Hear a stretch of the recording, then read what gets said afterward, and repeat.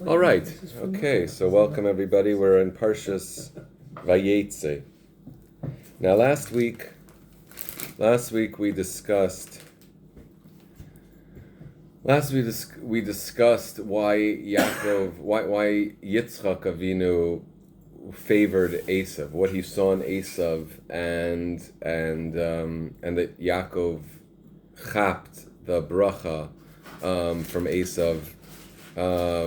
And what we came out with last week was that really what Yaakov Avinu saw in Esav was this ease with enjoyment.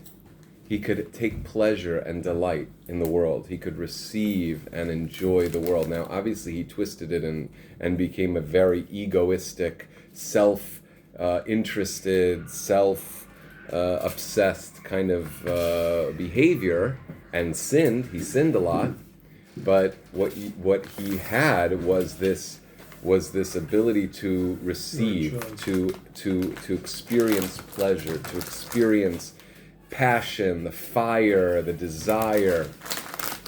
And even though he perverted it, Yitzchak saw that this ability to just enjoy, to just receive, not having to earn anything, not having to prove worth or something, but just being intrinsically worthy of enjoyment because I'm a created being here. Like Hashem, you created me, so why should I not just enjoy the beautiful world that you created? I have to do something to earn this just pleasure. And so Yitzchak was like, this kid has got it. This kid has got it. This is what it's about. It's about loving life that Hashem gave us. Yaakov Avinu, he was just studying all the time. He was just studying and learning and doing mitzvah. He was just the good kid. And where was the passion? Where was the desire?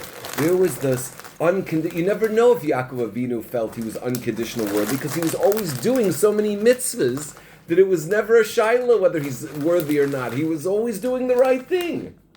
You could never know whether he thought that he really felt. Yeah. Where'd you get this from?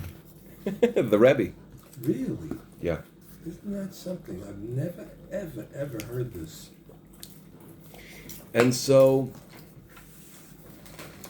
Aren't you blown away by it? Obviously, you're teaching it. Well, Yitzchak Avinu. I mean, we have to wonder why Yitzchak Avinu thought that Esav was the golden child. I mean, he was a big Russia, and he was so. And you could see that Yitzchak Avinu also. A million reasons. I'm just saying, I never heard. But basically, what we discussed last week was that we think of Gevura as discipline, as boundaries, as chazak and no fun, but really Gevura is the vessel, is just the boundaried vessel to receive, to just be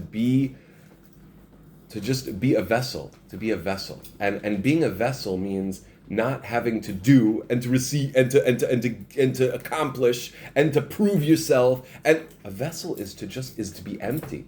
A vessel is to be empty and to be able to be filled and to receive that light.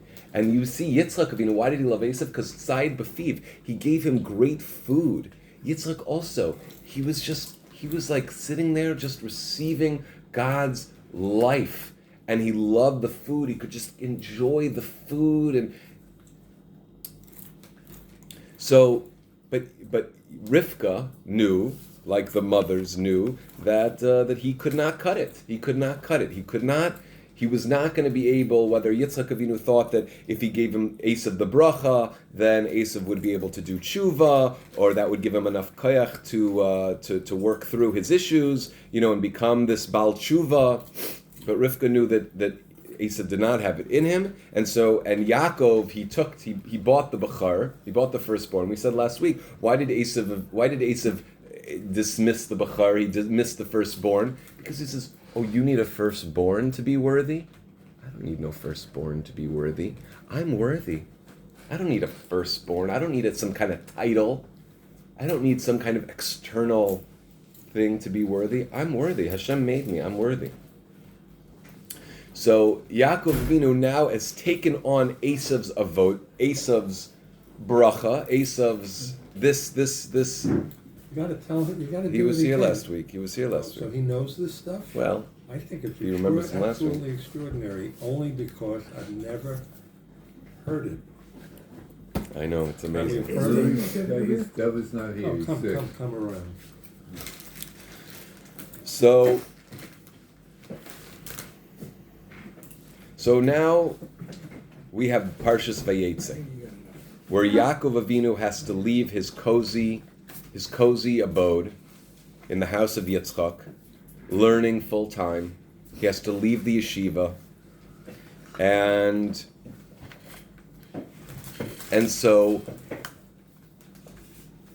he has to go to Haran. And Parshas Vayetzei is basically the parsha where Yaakov has to basically do whatever he has to do in order that when he meets Esav in next week's parsha, he's not killed. He's not susceptible to Esav's damage. Whatever Esav's power is, Yaakov Avinu has this parsha to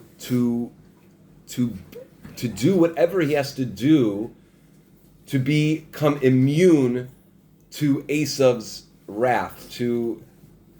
He basically, this week's Parshas Vayetzei is Yaakov Avinu doing the avoda of Esav well enough that now Esav can greet him and be like, oh, you're good, we're all good. If Yaakov Avinu can manage to, after stolen the blessing and bought the firstborn right, and now live in Timbuktu with Lavan Ha'arami and be able to pass the test, he will then be able to, Esav can't touch him.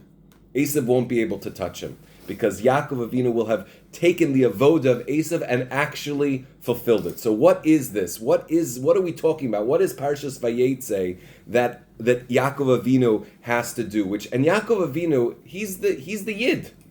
He's the Yid. We're all Bnei Yaakov. Okay? So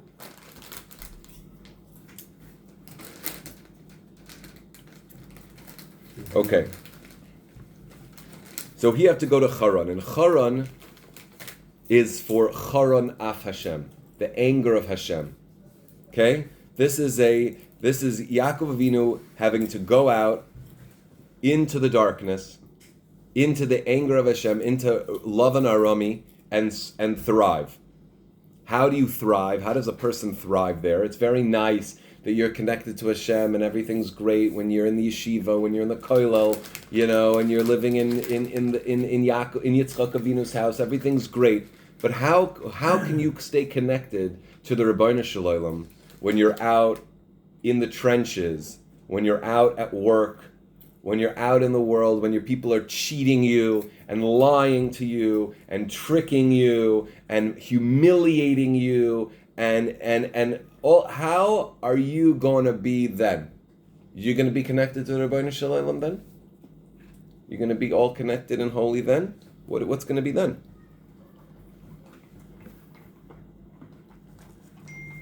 Now we see that there are. Okay, I just want to turn a little bit. We see that there are two ways the world works.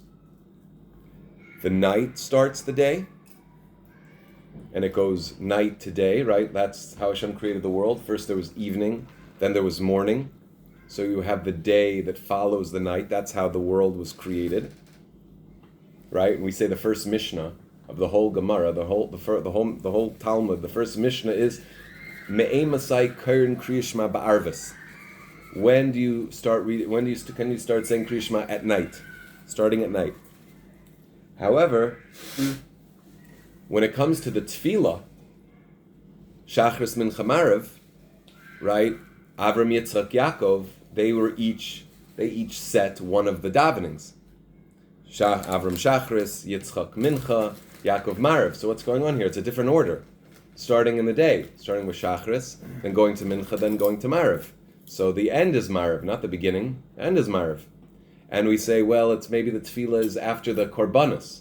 Shachris is keneged the tamid of the morning, the tamid, the daily offering in the morning. Mincha is the daily offering in the afternoon, and Ma'ariv is again is opposite the burning up of the leftover fats and everything of the sacrifices of the day at night. So we see that the Beis HaMikdash and the tefillahs, they go night, they go day-night. They go day-night, and the world goes night-day.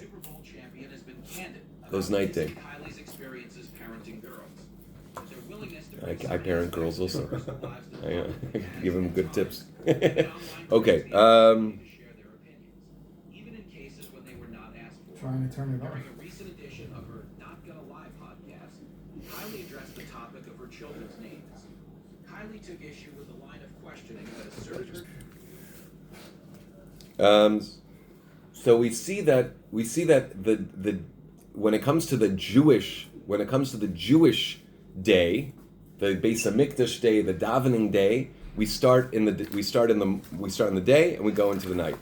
Now, when it comes to Beis HaMikdash and comes to Kadshim, we say Mailan b'kedusha ve'ein maridin. We go up in holiness, not down, right? That's why we light more candles every day of Hanukkah, because we're Mailan b'kedusha. We go up in kedusha. We don't go down in kedusha.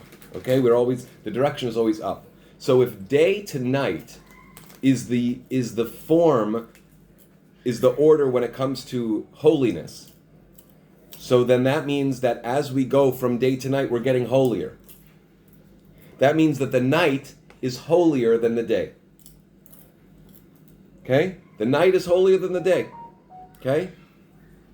The night is holier than the day. What does that mean? That means that it's very nice the day. Very nice the day. That has light. But the night is so holy that it's dark. The lights are so bright at night that it's dark. Because we can't even see it. It's so holy, it's so powerful that it has to be dark. Okay? So this is why when we learn Gemara, we go into the dark. Right? It's a dark situation. Okay? The Talmud, you read the Talmud, it's like question and problem, and we're dealing in the dark in order that the light that can come out of it is much greater. Okay? There's the Talmud, there's the Gemara, there's the Babylonian Talmud, and there's the Jerusalem Talmud, right?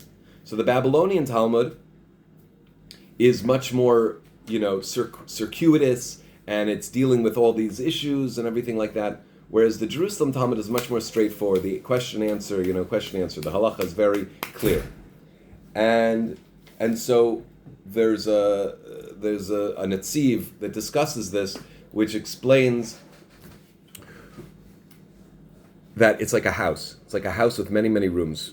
It's a house with many rooms, and one person is given a map to the front door, and one person is not given a map to the front door. Okay? So now who gets to the front door faster? The map. The guy with the map, right? So that's the Jerusalem Talmud. Okay? You have the map, they were in Eretz Yisrael, there was more like the leftovers of prophecy, there was a lot more light in Eretz Yisrael, and so they got the answers much faster. Now, who knows more about the house at the end of the day? Without the map. The guy without the map. So even though he was in the dark, he didn't have the map, and he had to go from room to room to hallway to until he eventually found the way out. But in the process of not knowing where the way out was, he found out the whole house. And that's like the Babylonian Talmud. That we were in the dark, but it's through the wrangling with the dark that we bring out that much more light.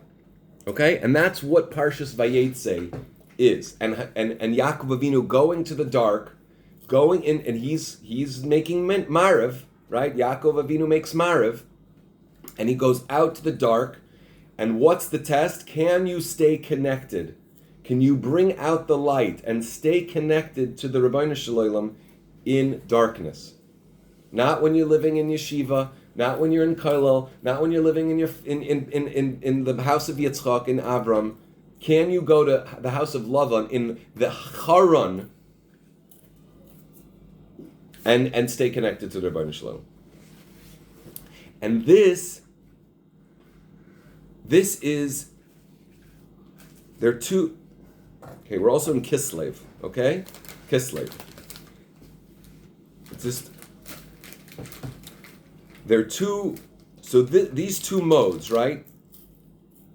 The mode of, okay, day, like we said, the creation of the world is like night and then day, right? First there was evening, then there was morning, because that's the way of the world. Something's dark, and then it becomes light. We're confused, and then we get clarity, right? And that clarity usually comes, that clarity is like from above to below, okay? It's dark, and then, oh, yay, light. Hashem enlightened me. There's light. That's from above to below.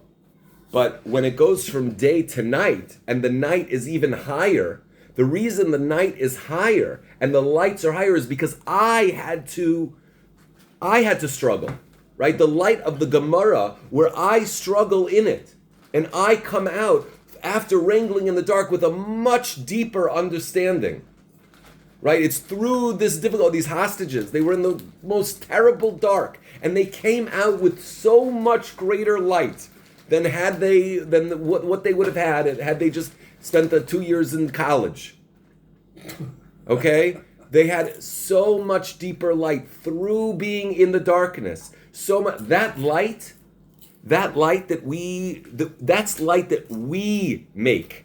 This is the light of Gevura. This is the light of it coming from us. Okay, that is what Yitzchak Avinu represented. He dug all those wells. That's the water being from below. Not getting it from above, but returning it from below. It's our work. It's our light that through dealing with the darkness we can enlighten. What's the differences between these two lights? There's physical light and there's spiritual light. I know I'm talking about different things, okay? So hopefully it'll all come kind of wrap together. That the physical light, we see light, right? Light. We can see everything separately. We can see everything separately. I see you, I see you, I see you, I see the table, I see the water, I see everything. Everything's separate, right? That's physical light. Okay? Great. I see all the divisions. I see everything. I can, when I can use my measuring, I can use my dictionary. I see everything. I see all the variety. But the spiritual light, the light that I create, the light that comes from within, that light, the light of the moon, this is the light of the moon. This is the light of Am Yisrael. Am Yisrael is compared to a moon. The reflected light, the light that we reflect back, that light unifies. That light sees everything unified. Okay? So whereas physical light, you can see how everything's different, right? I'm not going to hit the wall because I see where the wall is and the floor is and the window is and the door is, so I can see where everything's. But the moonlight, our light that we create from below, that light is a light that I can see everything's the Rebbeinu Shalom. It's all the Rebbeinu Shalom. Even though I see you and you and you and me and I see it's all the Rebbeinu Shalom. I see everything is unified.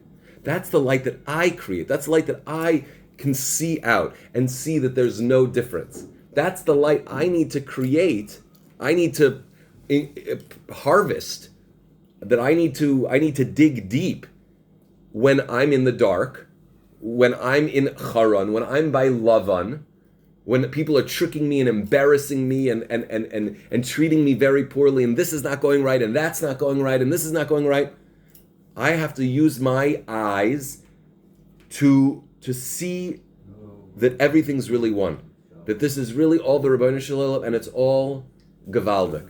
It's all amazing. I don't understand. I don't know why it has to be like this, but I see that it's all, there's no separation. It's not like there's some other power here that's screwing me over. There's no other power here. The Rebbeinu Shalom is all that's here, and this thing that I feel like I'm getting humiliated or messed over, this is all just all just illusion. Hashem is doing everything. It's exactly what I need. It's exactly perfect. And that's my light. That's my light that I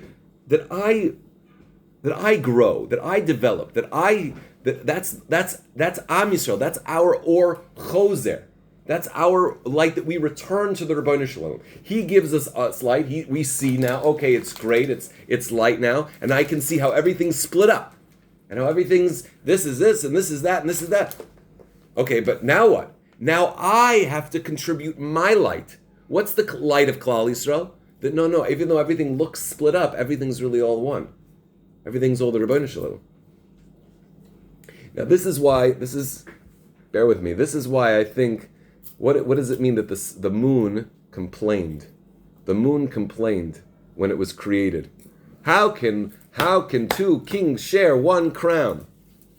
What was he talking about? What was the moon even saying? Because when you have the sun, when you have the physical light showing that everything's unique, different, right?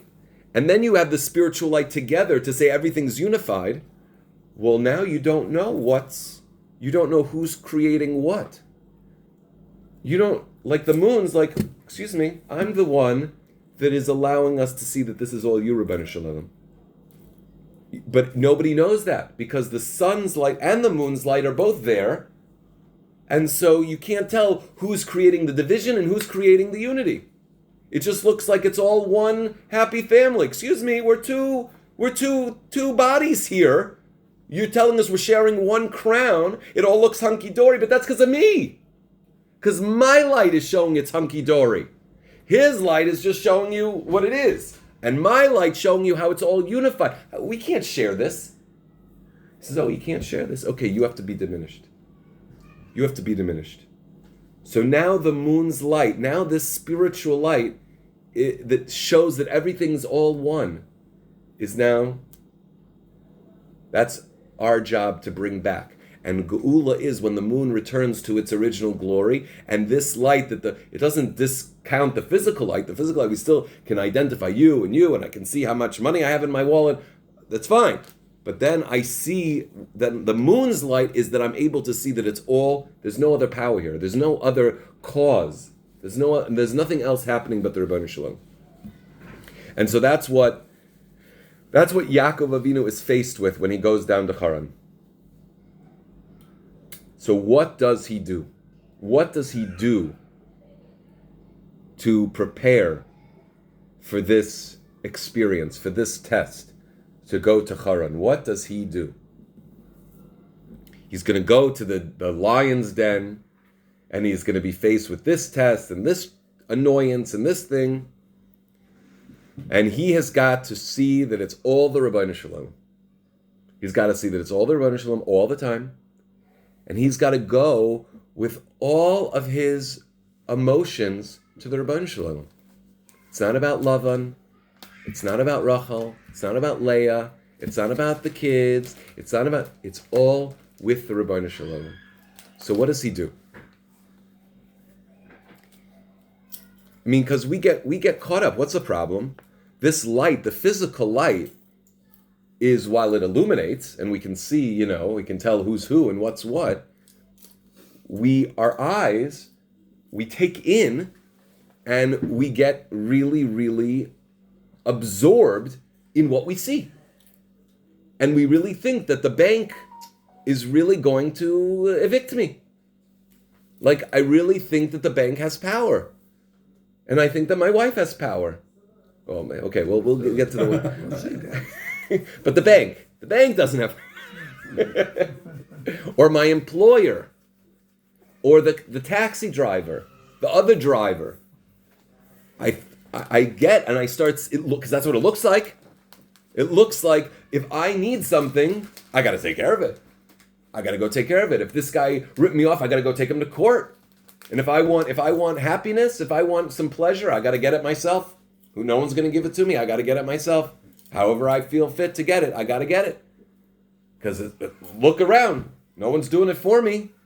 I'm by myself. I got to take care of myself. I got to do what I got to do.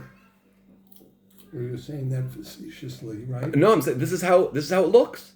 This is how it looks.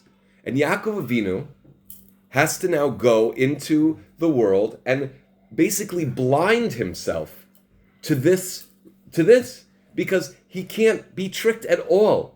He cannot become fooled at all. Because remember, this is him going in, and he has to do what Esav's job is, to bring this or choser, this.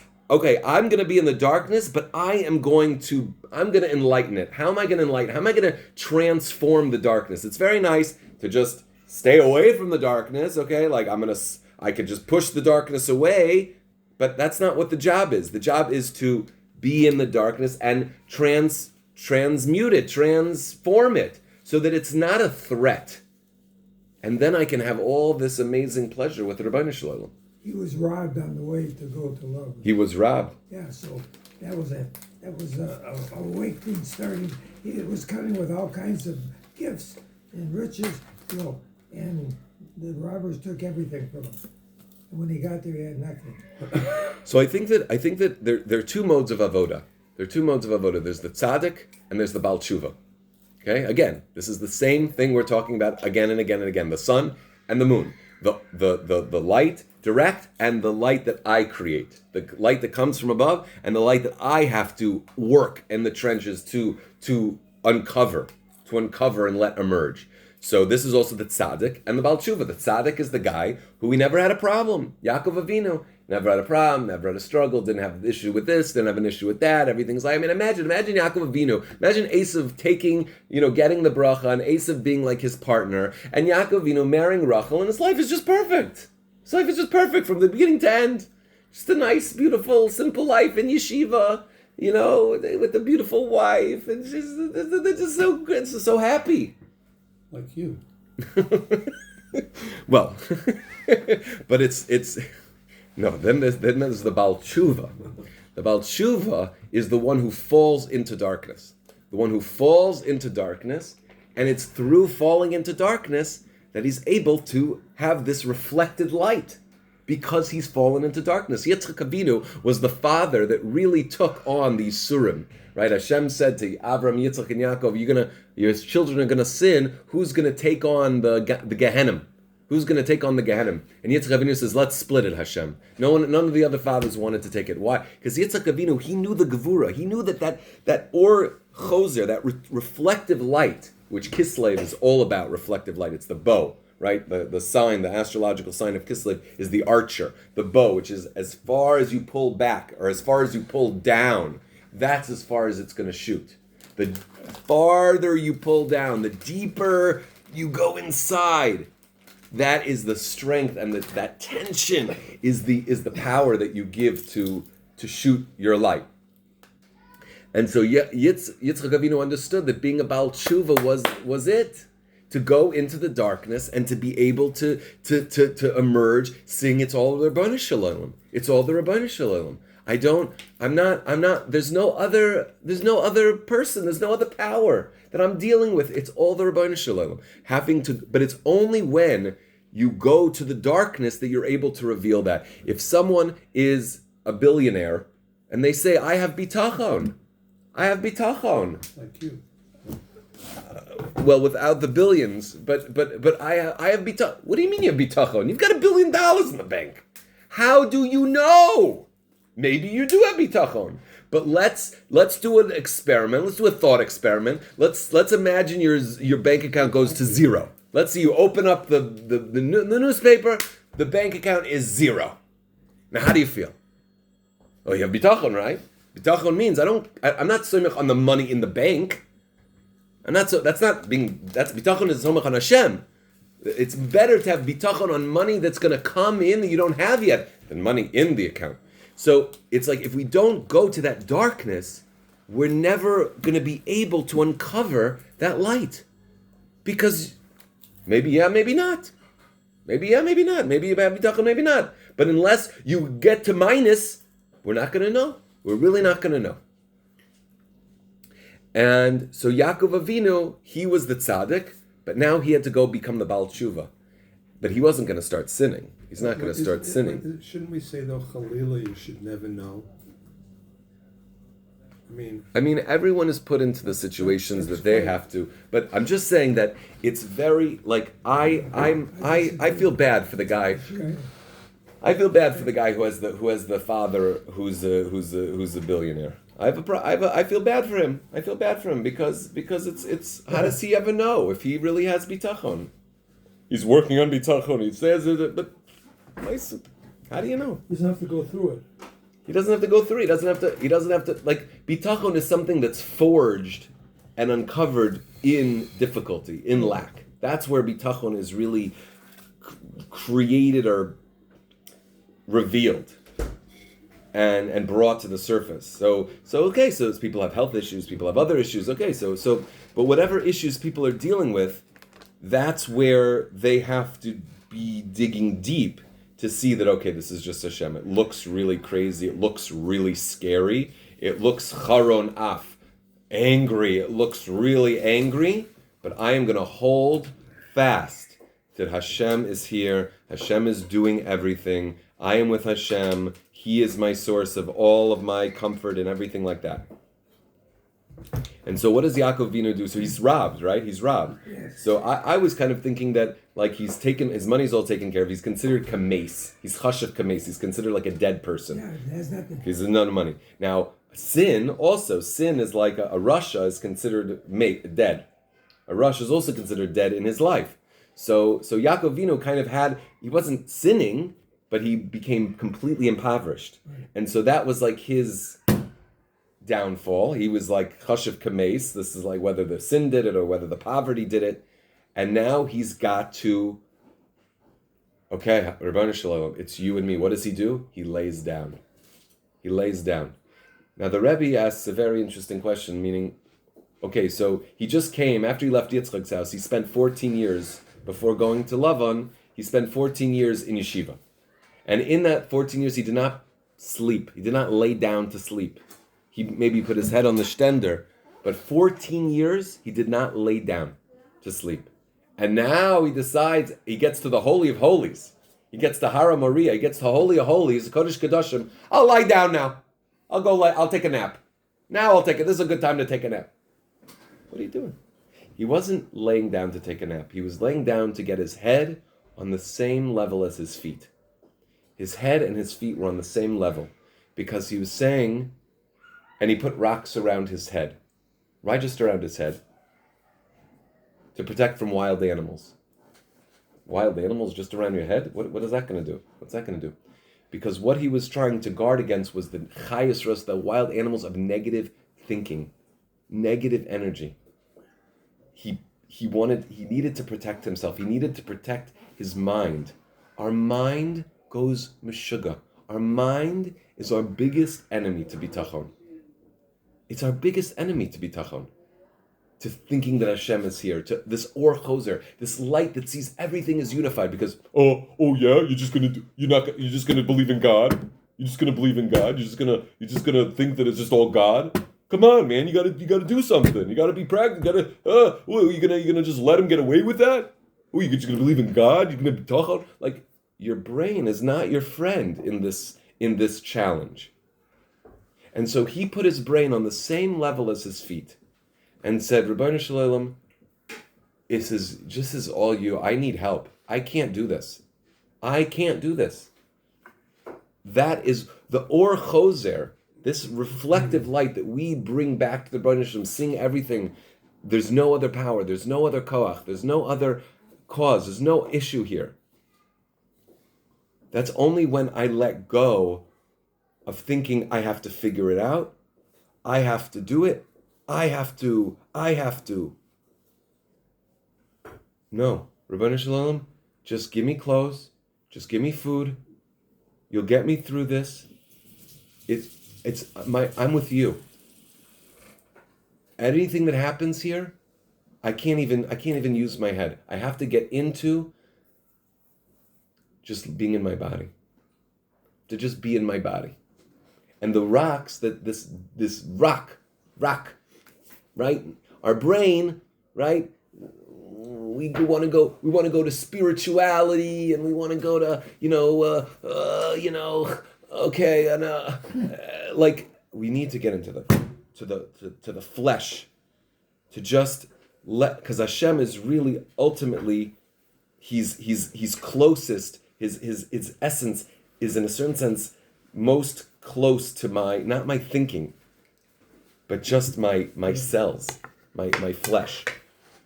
Okay, this is another topic, but you see that Yaakov Avinu, he had to lay down, he had to get his head on the same level, he grounded, okay, he just felt his body on the ground, and then he just knows that I'm just going to let you handle it, Rabban Shalom. I got to go through the motions, I got to work very hard. He worked extremely hard. This was not Yaakov Avinu taking a vacation.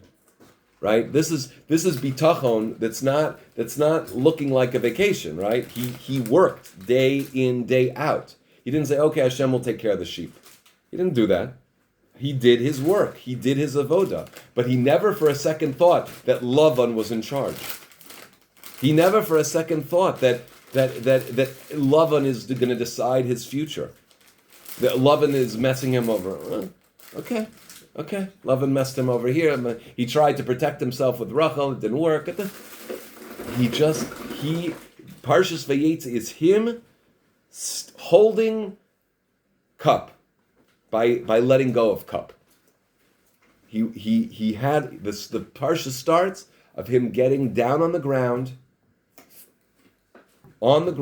his head out of his head, and that's how we can do it.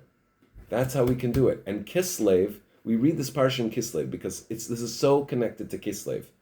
Everything about Kislev, this is so connected to. First of all, Kislev is the bow, so it's this light that is our light, as deep down as we go. And you understand, like every challenge, every difficulty, every discomfort that Yaakov was faced with was for him to go deeper and deeper in connecting to the Rebbeinu Shalom.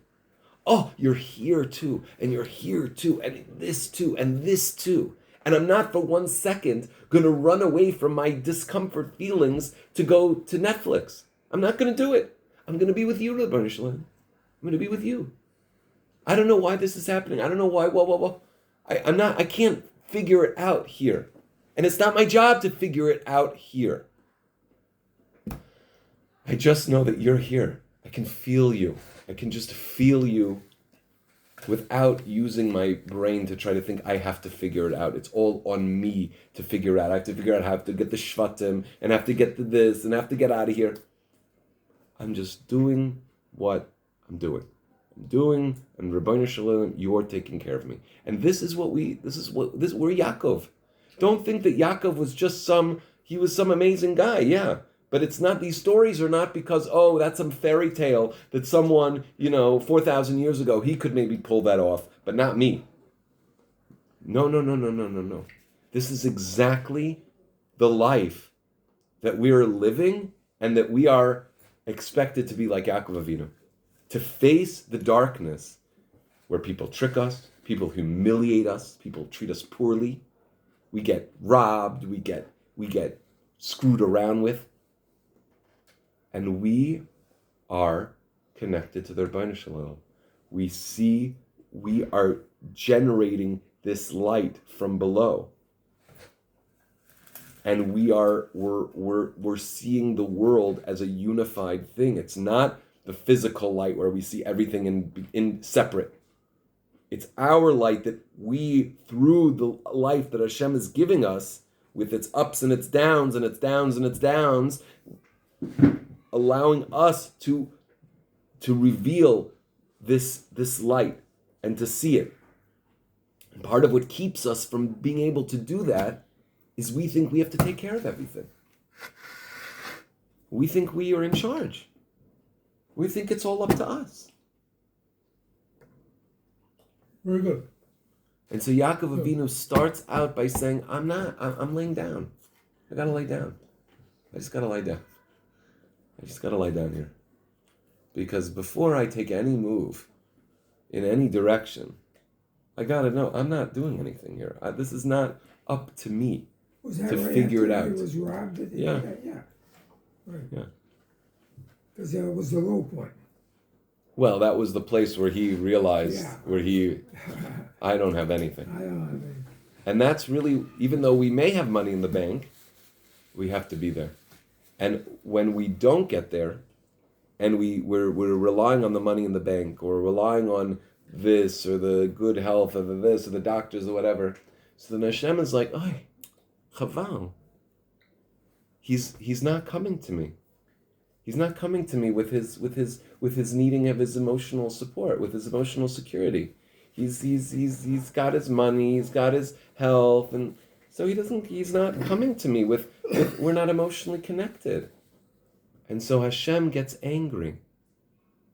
Charon af Hashem. What's the anger of Hashem?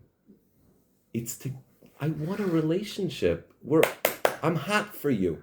That's what the heat of Charon af Hashem. I'm hot for you, and you're not even looking in my direction. So what's his anger? Well, he has to take something away. He has to screw something up.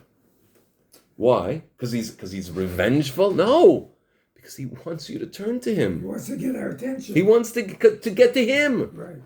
Not because, oh gosh, how can I figure this out now? Oh, okay, now this happened. How can I figure it out? Gosh, I need to figure this out. Okay, Hashem, give me a minute. I'm going to figure this all out, okay? And then you're going to follow my plan, okay? And now I get off onto my plan, and then something goes, Hashem, why does Hashem keep doing this to me? He puts me in a difficult situation. I come up with a bomb plan. I start taking steps, and it gets screwed up. Hashem, you never let anything go right. Hashem's let go of your plans. Let go of your big plans. Let go of being emotionally secure with your way of handling it. And okay, I got this and I got that. Okay. And I have my highball at night, and I have my vacation in Florida and this, and okay. I can deal. Where am I? Where's Hashem? So that's the Charon Af.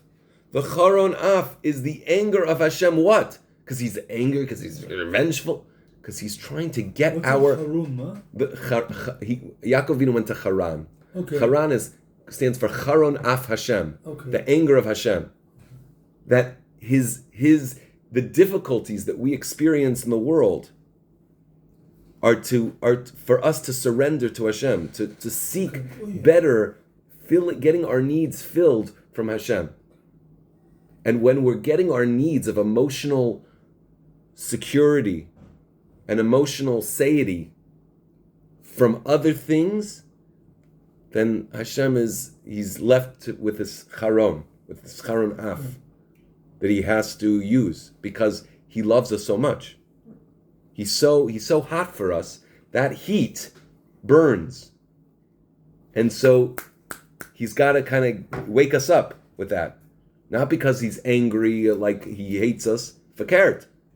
He wants us to turn to him and get off our stupid plans and a stupid mishigasim that we're running to and we're feeling so comfortable with, and that we're getting so lost in, and we don't think about Hashem. And so this is the darkness that then we even create. This is not just suppressing darkness. This is transforming darkness. This is transforming darkness. This is the job of the Jewish people. That's why we are the moon. Okay? We're the moon. This light is our light to reveal to the world. That's why. And Kislev is every month has a different activity. Different activity the body does. This month's activity is sleeping. Sleeping. And dreaming. Well, that's when you dream. Is sleeping. And sleeping, we kind of have to be a little bit asleep to our problems.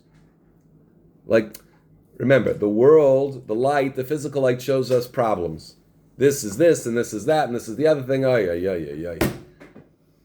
So I have to be a little asleep to that. Right? Yaakov Avinu had all these problems. He just laid down. He laid down. Hashem was here, I didn't even know. What are you saying? Of course he knew that, but he was sitting in the Kodesh Kodashim. He was laying down, he went to the Kodesh Kodashim to lay down, to get connected to Hashem. That's what he did. What do you mean Hashem's here, I didn't know? I didn't know, meaning that's the solution. And I didn't know, I don't know. I don't know. And we think it's up to us. How can I not know? Chas v'shalom. I have to know. Who else is going to know? If not me, who else is going to know about my life? So this is really where Hashem is really wants the Jewish people to get to and to go to, and this is, we think this is so opposite the way of the world, right? The Brias Olam, where a day starts with the night and then goes to the day. We start at the day and then we go into the night. We show the night is even higher than the day. The night, you're looking for night. You're looking for light. It's not starting in the night and going to the day. Okay, now there's night. That's the Goyish way. That's Brias Olam. We start in the day. You think this is light? You think this is not light? We're going to go to the dark. There's the light. But that's the light that I have no idea how to get. That's light that I can't figure it out. And that's the point. The Rebbeinu Shalom is not asking us to have it figured out. He's asking, don't have it figured out. Rely on me. Come to me. Let me handle it. Let me make you feel better. Stop trying to figure out how to be better, how to feel better, how to do better. And so this is what our job is. We can all be Yaakov Avinu. And then you see next week he can face Esav, because he's taken the darkness and he got that light. He said, I did it. I could go into the darkness and I could do it. And Esav was like, oh, you could do it. That's what Esav will see. Esav will see that in next week's special. He'll see it. Oh, you did it. And then Yaakov also thought he was finished, right? In the parsha after that, Vayetzei, he's like, okay, I did all of my work. Oh, I could just sit here easy street, right? And then the thing with Yosef happens, right? So also it wasn't so pashut for Yaakov. What wasn't so pashut for him to stay connected? Well, because he thought to himself, oh, I'm back in Eretz Yisrael. I defeated Esav. I get it, but you say. But you say it wasn't so I pashut. thought he'd have an easy life going forward. He thought that he was a failure. He thought if his children are not going to all make it, that he did not do what he was supposed to do. The connection. So somewhere. Yeah, there was a loss. Yeah. He thought he had gotten it, and then he was like, okay, I guess I got it. So what? He didn't. You never can think you got it. So Don't ever think you got it. He should have been at your shir. I mean, maybe he would have. I mean, again, it's like, this is like the ultimate pep talk, right? I mean, let's say we were at the yeshiva for assisted living or something, and everybody, he's got a problem with this guy, boom, boom, boom, boom, and everybody is like, and we're here at the assisted living yeshiva, and we're all bugged out about something. In walks Yerachmiel, and so right, isn't that what's happening? It's the ultimate pep talk. Snap out of whatever's what. It's not about snap out. It's about there's one address. There's one address. It's bugging out. Don't pretend. This is not a spiritual bypass. Okay, it's all Hashem. I'm not worried. It's all Hashem. It's nothing to worry about. Hashem, why are you doing? Go to Hashem. Go to Him. Let Him give you that emotional comfort. Let Him comfort you. Not the shear. What? The shear sends you to the again, I don't want to oversimplify. That's where the shear should send you. The shear should send you that when you have a difficulty. We're not trying to spiritually neutralize difficulty and say, "Oh, I'm not really angry," or that person messed me over, stole $1 million from me, but I'm really not angry. He's troubled. He's this, I shouldn't be angry. No. It's not about I shouldn't be angry. It's I'm angry.